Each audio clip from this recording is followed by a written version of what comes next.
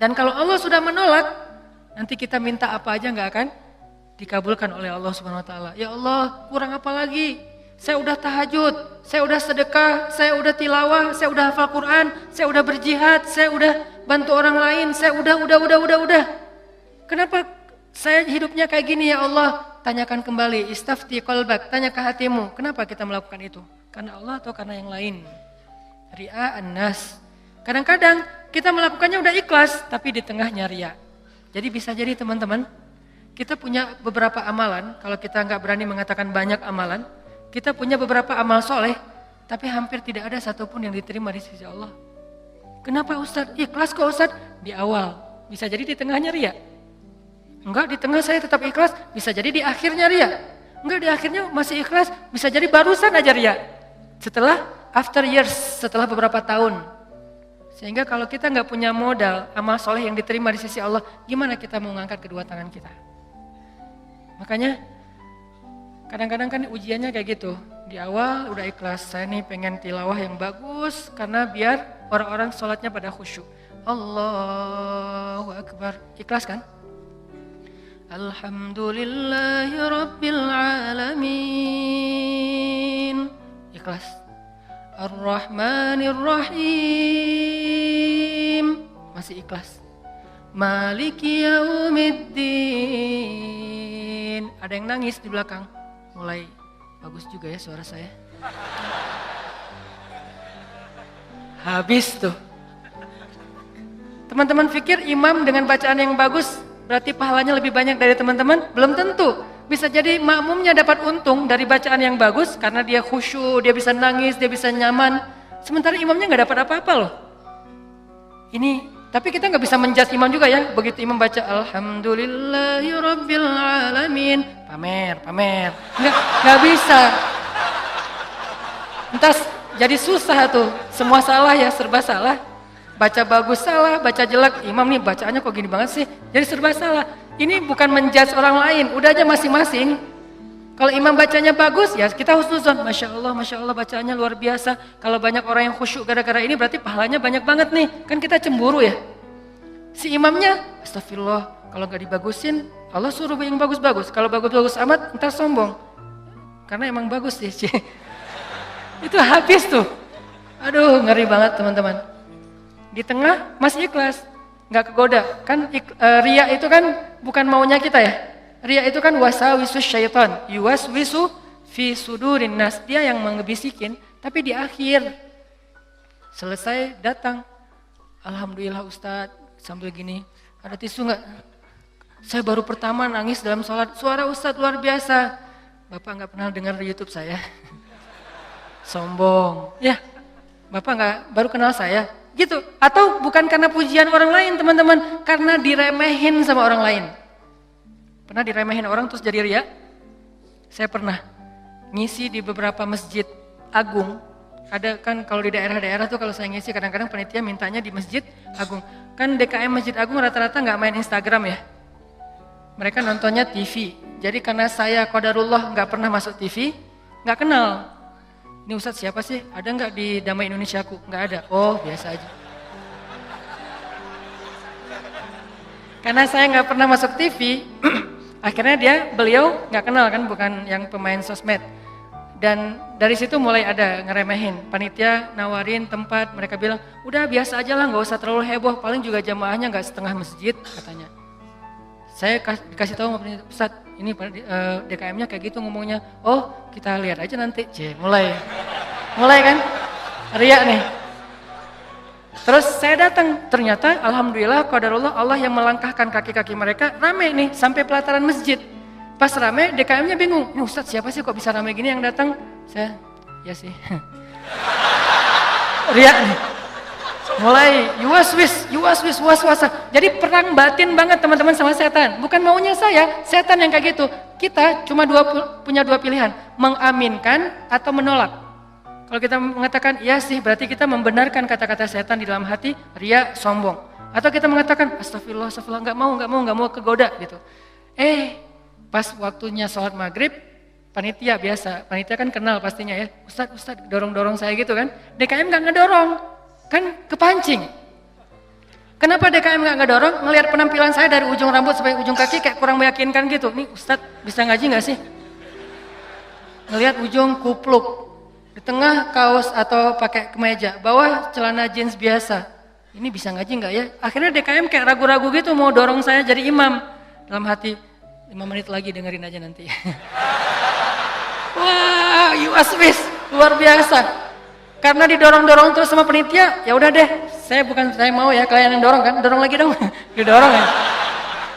Udah aja jadi imam, ngimamin, karena tadi diremehin sama DKM, kepancing dong. Wah, Ar-Rahman nih, gua keluarin sekalian cie. Kenapa ngeluarin Ar-Rahman? Favorit, kartu as lah. Kan DKM-nya kayak ngeragu-ragu gitu, sampai saya bilang, soft dirapatkan, diluruskan, saya nggak mau pakai bahasa Arab.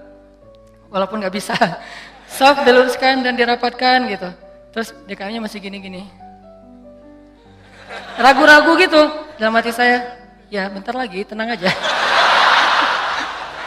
Wah, balik arah, Allahu Akbar, itu udah nggak benar lagi sholatnya tuh.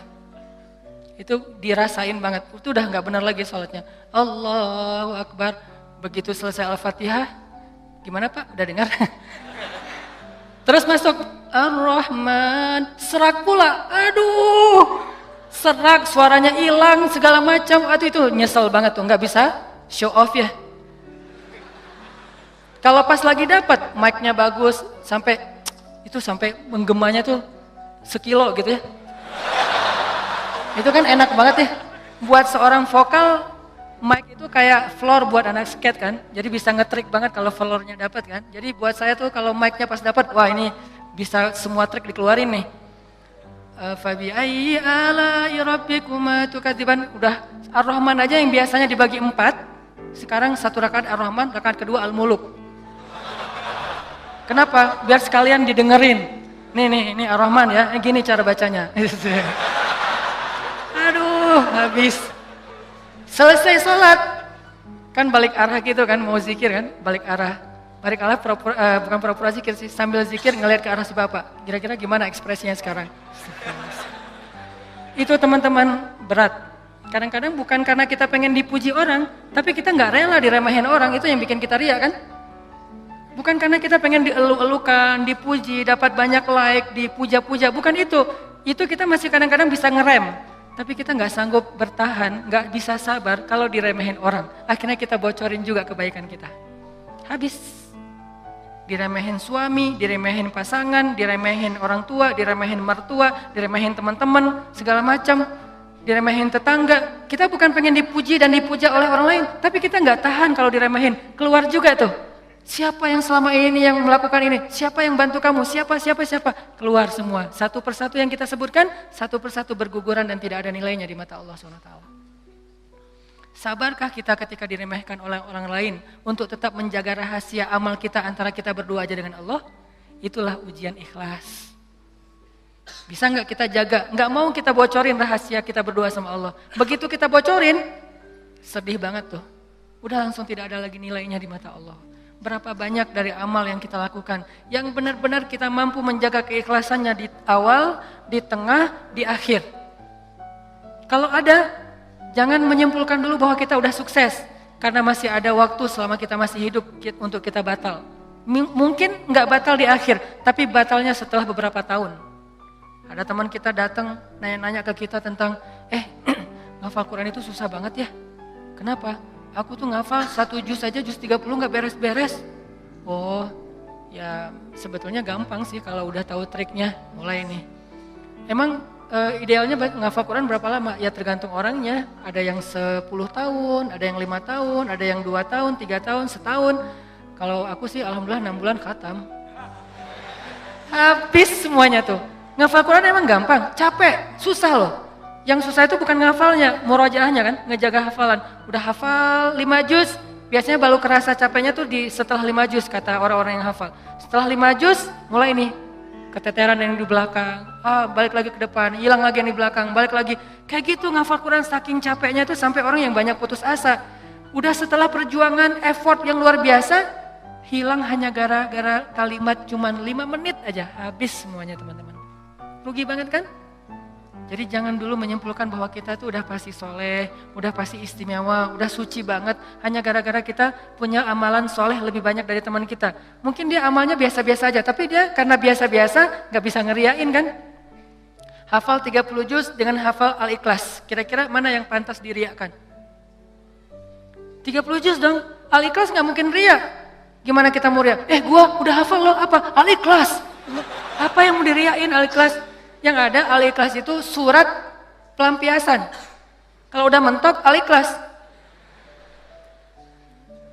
Sawa'un 'alaihim a'anzartahum. Perasaan tadi sebelum sholat lancar. A'anzartahum qul huwallahu ahad. Biasanya gitu kan? Mentok-mentoknya Al-Ikhlas. Kenapa? Cuman Al-Ikhlas yang kita paling ikhlas. Kenapa tadi kok bacanya yang susah-susah? Pengen dong sesekali orang tahu kalau hafalan saya udah nambah kan gitu ya. Pengen dong orang tahu, kayak kadang-kadang kan kita suka pengen melakukan sesuatu yang orang lain gak bisa lakukan. Membaca surat yang orang lain gak hafal, surat itu jarang. Kalau Al-Ikhlas, Al-Falaq, An-Nas, Al-Kafirun masih oke lah. Karena Al-Kafirun suratnya agak susah kan. Banyak orang yang terjebak, la abudu ma ta'budun wala antum abidun ma abud. Kapan selesainya nih? Muter aja di situ Al-Kafirun teh. Nah, kalau Al-Ikhlas kan jarang yang terjebak. Kalau Al-Ikhlas juga sampai salah. Ini nih ngeri banget nih. Jadi mungkin jangan ngeremehin dulu teman-teman. Ada teman kita yang hafalnya, kamu hafal surat apa? Enggak, cuma dikit dari At-Takatsur sampai An-Nas doang. Itu juga gara-gara modal sholat taraweh. Karena dia taraweh selalu dengar itu kan, di taraweh suka dengar ayat itu ya, akhirnya kehafal sendiri. Dia nggak pernah sombong, dia nggak pernah riak karena hafalannya sedikit. Kita yang 30 juz, segitu doang, kemana aja loh? Habis 30 juz. Jadi yang hebatnya itu bukan berapa banyak amalannya teman-teman, tapi seberapa kuat dia menjaga keikhlasannya di awal, di tengah, di akhir, dan setelah beberapa lama. Jadi jangan menyimpulkan dulu. Fala tuzakku anfusakum huwa a'lamu bimanittaqo. Jangan kalian menganggap diri kalian udah pasti soleh, pasti istimewa, pasti baik, karena Allah lah yang paling tahu siapa yang paling bertakwa. Maksudnya siapa yang paling ikhlas, karena at-taqwa hahuna. Belum lagi nanti ada orang kadang-kadang saya pernah di sebuah masjid, kita ngadain acara tabligh akbar, terus masjidnya rame, anak-anak mudanya penuh sampai ke depan masjid. Setelah selesai acara tabligh akbar kan suka ngobrol-ngobrol gitu kan sama DKM di ruang DKM. Ada salah satu sesepuh masjid ngobrol sama saya, dan waktu itu saya juga sedih. Kenapa saya ladeni gitu, harusnya saya pergi aja biar menjaga amal beliau kan. Beliau cerita, Ustadz, alhamdulillah ya sekarang masjidnya rame, ini perjuangannya gak mudah loh Ustadz. Dulu dari awal nih, ketika kita pembebasan lahan masjid ini aja, udah konflik, sengketa dengan beberapa tetangga. Akhirnya saya perjuangkan Ustadz dari awal, sampai bisa pembebasan lahan. Kemudian kita bangun masjid ini dengan gotong royong luar biasa, fundingnya itu susah banget Ustadz. 5 tahun baru beres masjid ini Ustadz. Udah gitu saya yang bikin yayasan masjid ini, sampai ADRT-nya tuh saya yang bikin Ustadz. Satu persatu beliau sebutkan perjuangannya, jasa-jasanya, jerih payahnya, effortnya, dan segala macam pengorbanannya, sampai akhirnya masjid ini rampung. Sekarang dipakai banyak orang sholat, sekarang udah gampang. DKM sekarang tuh gampang, nggak seperti awal-awal dulu. Kalau beliau sadar itu semuanya habis gara-gara beliau. Tapi kan kita nggak bisa menjudge ya. Kalau beliau menceritakan itu untuk motivasi, oke. Tapi kalau beliau menceritakan itu untuk ria, dihargai, diakui, kalau hanya pengen dapat pengakuan, pengen diaku oleh orang lain, habislah semua pahala yang sudah beliau usahakan sekian tahun. Harusnya kalau beliau ikhlas, satu orang yang datang ke masjid untuk ikut acara tabligh akbar, sholat berjamaah, taubat, sadar, zikir, ibadah, beliau dapat pahala. Kebayang nggak kalau ada 5.000, 10.000 anak muda yang datang untuk ikut acara di situ? Pahala beliau banyak banget, tapi hilang hanya dengan 5 menit berbicara. Jaga lisan. Faliyakul khairan aw liyasmut. Mending diam aja deh. Sebegitu gampangnya hilang amal-amal kita gara-gara tidak mampu menjaga keikhlasan kita, teman-teman. Makanya wa innama likulli imri'in manawa, itu gampang banget tergelincir. Itu halus banget, lebih halus daripada suara langkah-langkah semut. halus banget. Sampai kadang-kadang kita juga terjebak di situ. Makanya di zaman Nabi itu kan ada cerita seorang sahabat Ansor yang tidak terkenal ibadah-ibadahnya, tapi Nabi bilang huwa min ahlil jannah, dia itu ahli surga. Apa kelebihan dia? Apa ibadah dia? Ibadah dia itu ibadah batin. Ketika dikepoin sama beberapa orang sahabat, sama seorang sahabat, kalau nggak salah Abdullah bin Amr bin As, dia kepo datang ke rumahnya, ternyata rahasianya bukan ahli tahajud, bukan ahli sedekah, bukan ahli tilawah, bukan ahli kebaikan-kebaikan yang zahir. Dia kalau ngelakuin amalan yang zahir, yang standar-standar aja lah, yang wajib, yang kalau ditinggalkan pasti dosa, sholat pasti, cuman nggak ada yang lebih, biasa-biasa aja. Terus yang bikin dia istimewa, ternyata ibadah batin. Apa ibadah batin dia? Dia bilang, saya tidak pernah dengki kepada orang lain. Kalau ada orang yang dapat nikmat, saya orang pertama yang bahagia. Kalau ada orang yang dapat musibah, saya yang paling sedih. Kalau ada yang orang berbuat salah, saya langsung mendoakan dan memaafkan dia. Inilah ibadah batin dia, teman-teman. Makanya selain kita fokus memperbaiki ibadah zahir kita, sholat kita, cara takbir kita, cara semua ruku sujud kita, perbaiki juga ibadah batin kita. Karena kalau sampai ini rusak, yang lain sempurna, batal. Tapi kalau ini benar, yang lain cacat-cacat dikit, karena kita mungkin punya kekurangan, Allah yang akan perbaiki. Jadi ini teman-teman, tentang pentingnya belajar ikhlas. Dan ikhlas ini termasuk salah satu di antara ibadah juga. Jadi sekedar ikhlas saja itu udah ibadah. Sekedar niat aja itu udah ibadah. Belum melakukan udah jadi ibadah. Bukankah Nabi mengatakan siapa yang berniat berbuat baik lalu jadi melakukannya, maka dia mendapatkan 10 pahala kebaikan. Kalau dia berniat berbuat baik tidak jadi melakukannya, maka dia mendapatkan 1 pahala kebaikan. Siapa yang berniat berbuat buruk jadi melakukannya, maka dia dapat 1 dosa. Siapa yang berniat berbuat buruk tidak jadi melakukannya, dia dapat 1 pahala. Allah baik banget ya. Niat aja dikasih pahala, baru niat tuh.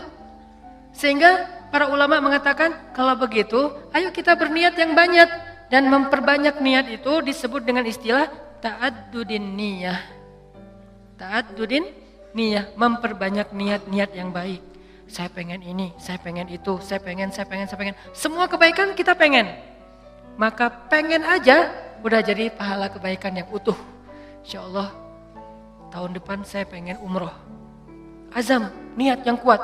Ya Allah kasih saya rezeki, saya pengen umroh. Udah nabung, ternyata gak cukup. Maka tahun itu Allah catat kita sudah melakukan ibadah umroh sempurna.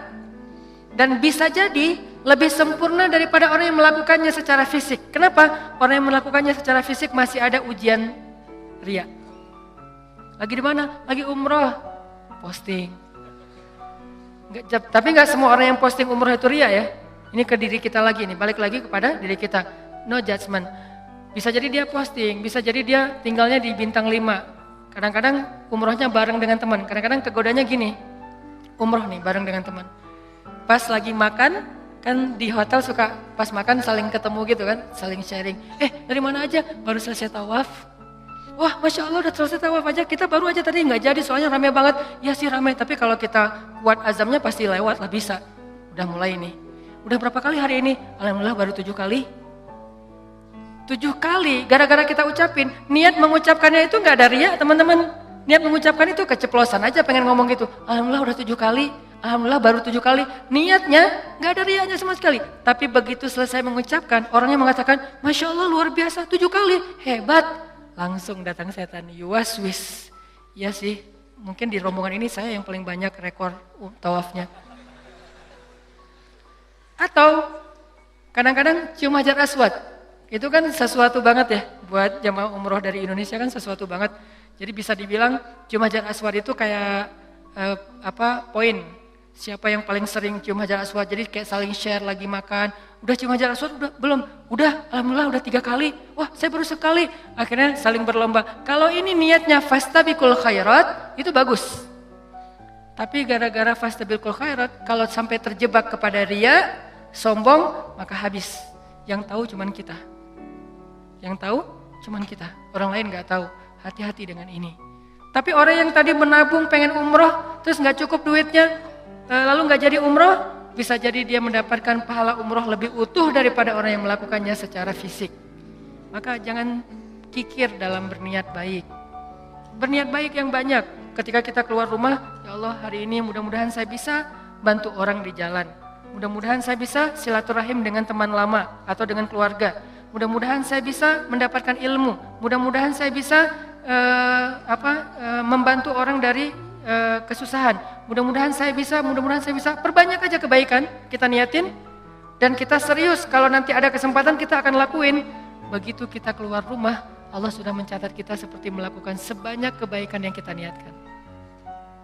Jadi niat aja ibadah. Wa innama likulli imri'in ma nawah. Seseorang mendapatkan pahala sesuai dengan apa yang dia niatkan. Niat aja udah ibadah. Apalagi kalau kita kerjakan.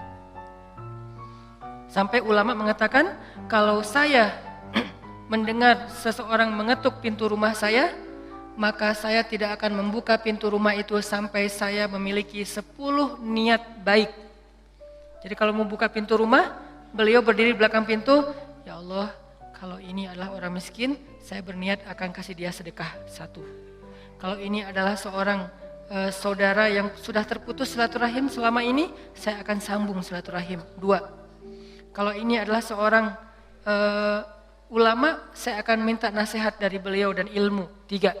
Kalau ini adalah seorang murid, saya akan kasih dia nasihat dan ilmu 4. Kalau ini adalah seorang yang berhutang, saya akan bayarkan hutangnya 5.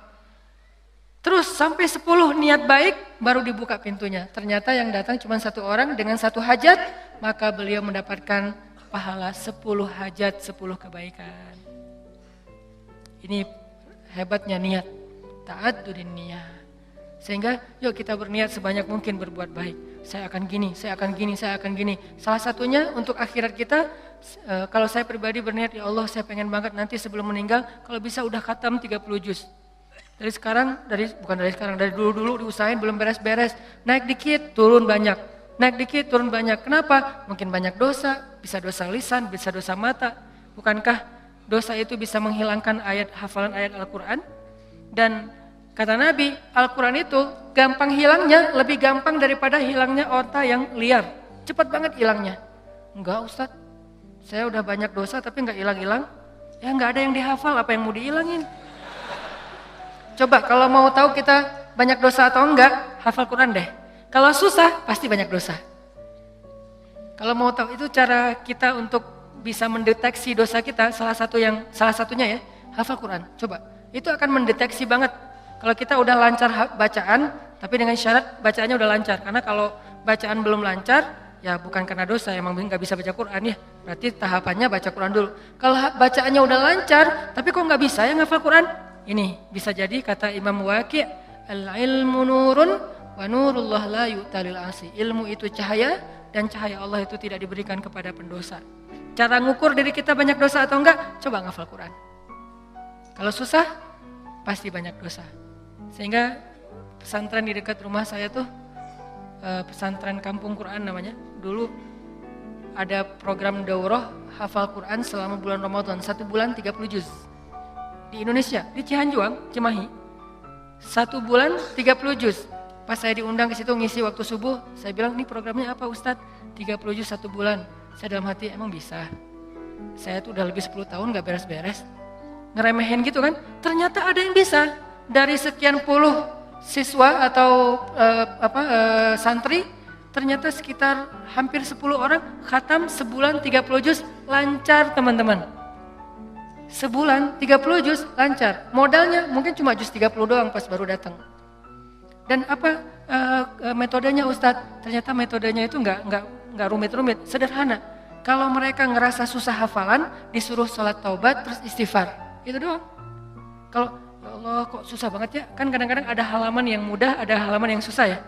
Yang biasanya kalau lagi enak tuh moodnya dapat, bisa sekali duduk 2 lembar langsung hafal dan lancar. Kalau lagi nggak dapat, 1 ayat aja nggak beres-beres. Nah, kata ustadznya, kalau kejadian kayak gitu, coba wudu, sholat taubat, minta ampun sama Allah, istighfar, coba hafal lagi. Pasti mudah. Dan itu terbukti. Ternyata kayak gitu caranya. Cuman ya butuh istiqomah juga. Jadi teman-teman, perbanyak niat yang baik. Niat apa aja, termasuk saya nanti kalau udah punya rezeki, udah punya usaha sendiri, saya pengen punya panti asuhan 1000 anak yatim. Tapi niatnya yang kuat ya. Kalau ternyata itu baru terwujud setelah 20 tahun, la tahzan, gak usah bersedih, gak usah berkecil hati. Kenapa? Sejak kita berniat punya pesantren, punya panti asuhan 1000 anak yatim, walaupun terwujudnya setelah 20 tahun, pahalanya tuh dihitung dari awal berniat, bukan ketika terwujud. Keren kan niat tuh? Jadi pahalanya dihitung dari ketika kita berniat, bukan ketika itu terwujud. Kalau terwujud, dilipat gandakan 10 kali lipat. Sebelum terwujud, dihitung satu kebaikan yang utuh. Misalnya, saya dalam hati saya punya niat, saya nanti mau bikin camp pengungsi. Kalau kemarin yang saya datang sama teman-teman itu kan camp pengungsi Suriah yang ada di Turki. Yang artinya para pengungsi yang udah aman kondisinya. Kita coba bantu kecil-kecilan. Nah ini dikasih lagi tanah sama Erdogan, sama Turki, lewat menteri diniatnya, lewat Golden Future kita kerjasama di Aleppo perbatasan dengan Turki, di dalam Suriahnya. Yang gak bisa nyebrang, yang gak bisa ngungsi keluar negeri, maka ditampung di situ. Dikasih berapa hektar tanah, disuruh coba kalian bisa gak bikin camp di situ. Saya punya niat, saya akan coba bareng-bareng dengan Golden Future harus punya camp di Aleppo bagian perbatasan Turki yang menampung minimal 100.000 pengungsi Suriah. Itu kan niatnya? Kapan terwujud? Allahu a'lam. Yang penting saya ikhtiar aja dulu dari sekarang. Mulai membangun sosmed, saya harus banyak followers. Kenapa? Makin banyak followers insya Allah funding untuk kemanusiaan lebih gampang. Terus juga membangun jaringan beberapa tempat di seluruh Indonesia supaya kita kerja bareng-bareng untuk selain kemanusiaan di Suriah, kemanusiaan juga di Indonesia, bikin kegiatan-kegiatan dakwah anak muda. Tapi salah satu target goals saya itu adalah punya bisa ngebantu korban-korban perang, bukan membantu perang, membantu korban perang. Kalau membantu korban perang kita datangnya bawa roti, bawa gandum, bawa obat-obatan. Kalau membantu perang kan bawa senjata ya, dan saya megang senjata juga belum pernah. Nah, niatnya 100.000 pengungsi di camp di dalam Suriah untuk membantu mereka. Kapan terwujud? Sebutlah 10 tahun lagi baru terwujud. Saya apakah baru dapat pahala setelah 10 tahun? Enggak. Dari sejak awal saya berniat, kalau saya mampu ikhlas, maka saya mendapatkan pahala yang sama. Berarti setiap hari itu saya kayak ngasih makan 100.000 pengungsi Suriah di Aleppo. Setiap hari. Keren kan niat tuh? Kenapa kita nggak melakukan hal yang sama?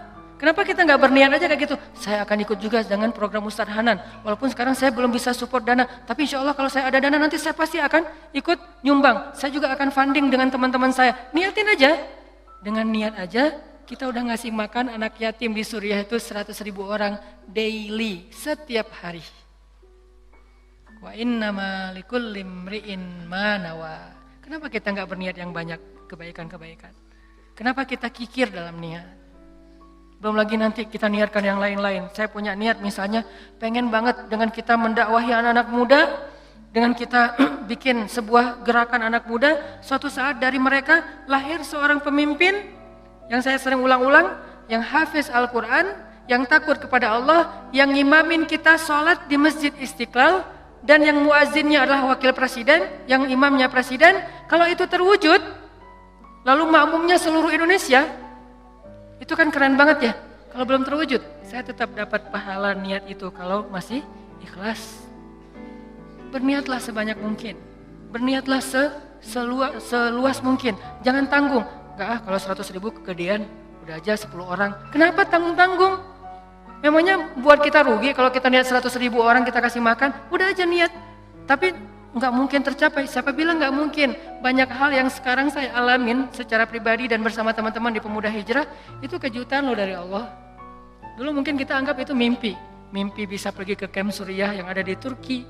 Mimpi bisa dakwah ke anak-anak, teman-teman anak-anak muda bisa bareng-bareng. Mimpi bisa ini, bisa itu segala macam. Itu kayak mimpi. Tapi Allah wujudkan. Kenapa? Intasdukillah yasdukka. Kalau kamu jujur kepada Allah, Allah juga akan jujur kepada kamu. Ya Bani Israel, adhkuru ni'mati allati an'amtu alaikum wa awfu bi'ahdi ufi bi'ahdikum. Tunaikanlah janji kalian kepada aku tunaikan janji aku kepada kalian. Intasdukillah yasdukka. Jujurlah kepada Allah, Allah jujur kepada kalian. Ihfazillah yahfazka. Jaga Allah, Allah jaga kalian. Fadhkuruni adzkurkum. Ingat aku ingat kalian. Selalu kayak gitu, kaidahnya sama. Walaupun redaksinya berubah-ubah.